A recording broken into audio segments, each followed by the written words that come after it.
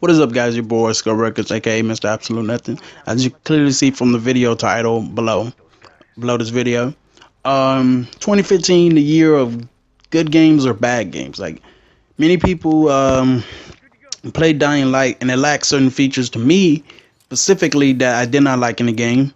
There was the one specific feature, besides that, or I would say lack of detail to the story that I did not like was that throughout the entire time, the player who has been bitten and needs the zombie medicine antizin throughout the story never really takes it. And that kind of bugged me because at the end of the game I was just like, huh? So this guy just went throughout the entire game after everyone else around him has been bitten and they turn. This guy gets bitten.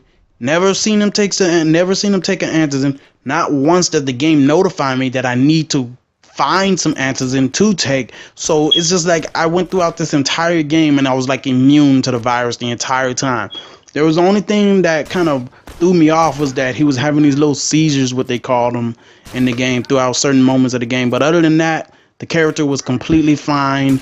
I could run, I could jump, I could just do whatever I wanted throughout the entire story without dying, because of this virus that, is now inside me because I have been bitten.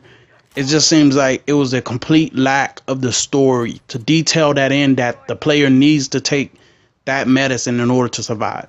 And games like The Order, which, include, no medicine or something you need to take whatsoever, to survive.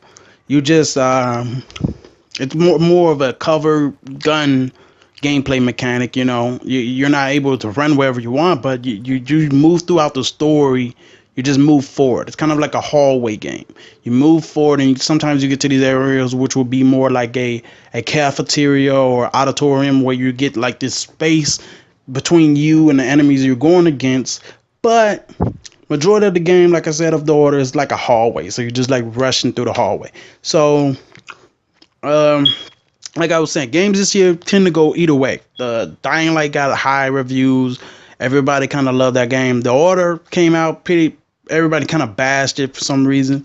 I don't know why. I haven't played the game personally yet. I will get to it.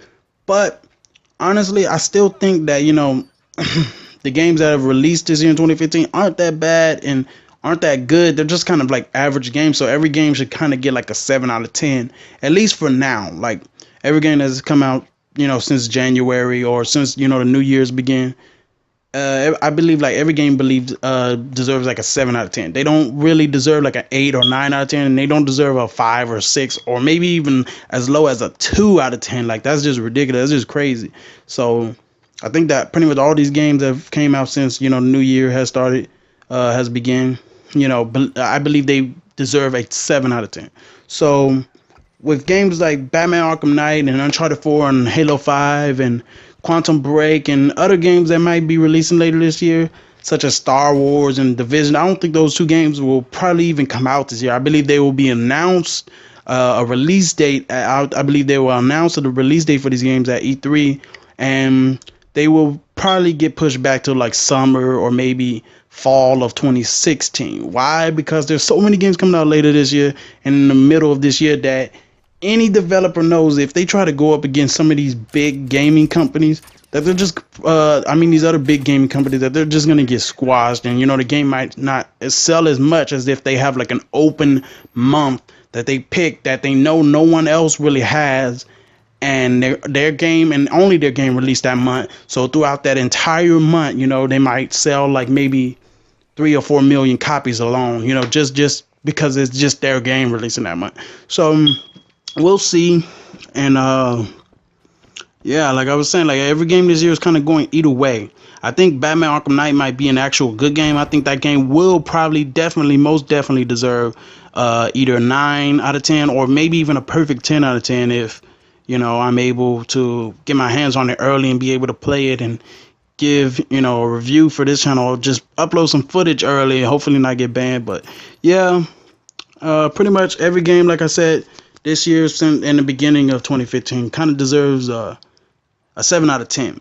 But maybe, later this year, these games will probably get better and better, and we'll hopefully see that these games deserve maybe a a higher score, 9 out of 10, and maybe even a perfect 10 out of 10. Anyway, that concludes the end of this video, guys. I hope you guys like the video. You can comment below if you want to, express your opinion or your ideas on the subject of matter. So you can guys go ahead and do that. And yeah, I'm out here. Peace.